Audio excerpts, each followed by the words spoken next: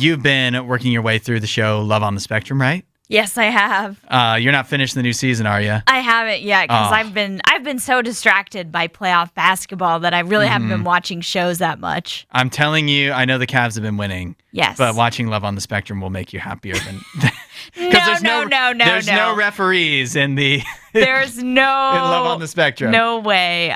The amount of happiness I will have if the Cavaliers win the NBA Finals this year cannot compare to Love on the Spectrum. Well, the thing is that's not going to happen. Or I'm sorry, the other way around. Love on the Spectrum can't compare to the Cavs winning. It's neither here nor there. But Love on the Spectrum, I mean, even if you don't love it as much as playoff basketball, I know you've been enjoying it. I love it. It is a great show about people with autism dating, like a reality show.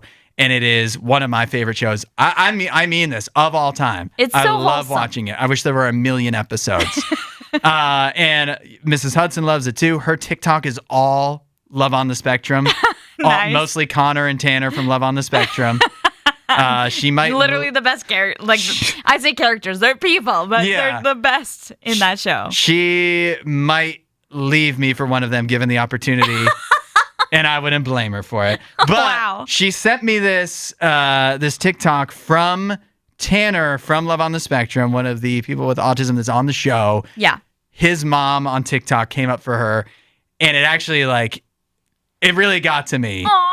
Because she was talking about how when he was growing up, with autism, she said she was so afraid that he would grow up and, have no friends. Mm-hmm. That autism make things so difficult for him that he would not. And she was afraid of that. Yeah. And had a lot of fear and kind of lost faith about that, what was his life going to be like? Right. Fast forward to today, of course, the reason she posted it, he had gotten to 1 million. He's over 1 million TikTok followers. Aww, Tanner. Obviously, all your TikTok followers aren't friends, but it's emblematic of how many people are out there that love him and support him and rooting for him.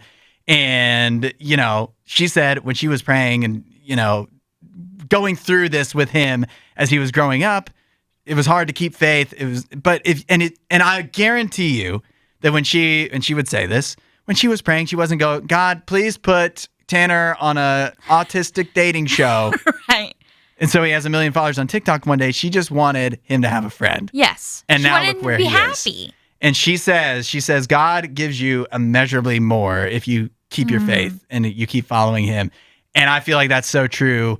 In each, I've said, this is my motto in life, that we have a problem that we want solved in a certain way. Oh, I need $29,000 so I can pay my debt. Oh, I wish I just had a girlfriend so that I could be happy. Oh, I wish I would get this job so I would get this.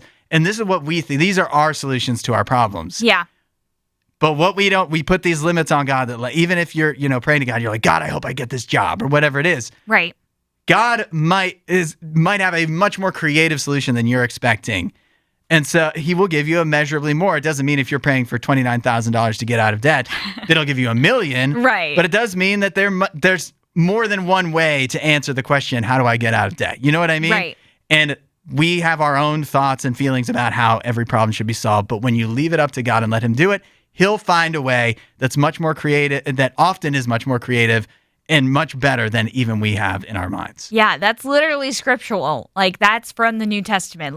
Immeasurably more than all we ask or imagine is how I believe it's Paul that writes that. Mm-hmm. And so that's anything you could ask God, anything you can even imagine in your head that you may be like, I'm a little too afraid to ask God for this or whatever. And that is, it says he can do more than that. Mm-hmm. Like you said, we can't really put limits on God. He is absolutely limitless. And so, yeah, we often will do that. But it's crazy when you have a chance, like what Tanner's mom is talking about, to look back and see, these were things that I prayed for, things that I asked for years ago. Look how God has answered them in a way that is so much more than what I asked for. I encourage everybody to do that. Yeah. If you've prayed for something, look back and see how God has answered that prayer, how he's been faithful through your life. And I've done this so many times when you're feeling ungrateful.